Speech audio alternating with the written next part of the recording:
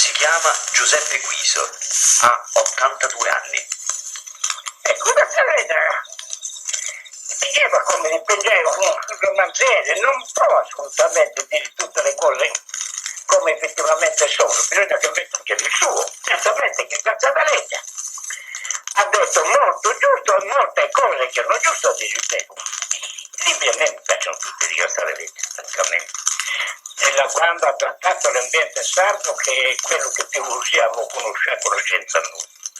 Perché ce n'è stato uno che mi pare che abbia trattato il continente.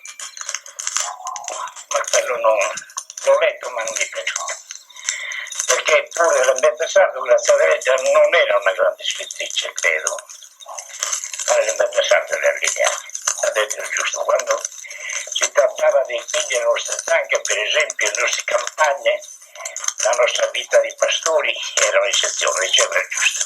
La quale io ho fatto il pastore, e l'ho fatto davvero per anni ed anni ed anni, nei posti più freddi e anche cattivi. Non cambierei con la vita di un fratello mio che era signore.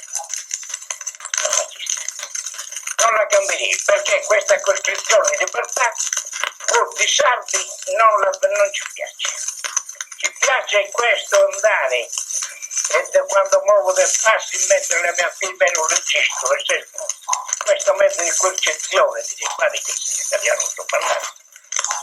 A noi ci ripugna, la vita da fare è fatta al sacrificio. Proprio sacrificio. Molte volte ci sono anche soddisfazioni. Adesso sono signori pastori, dormono lo grande, mentre noi dormiamo fuori.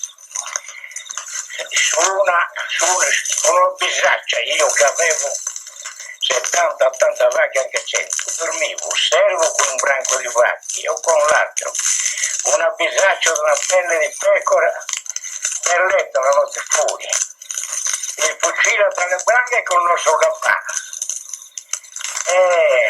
Eppure c'avevo 4 stanze nella casa e c'era anche il letto per conto mio, e tutto l'inverno sono coricato a letto.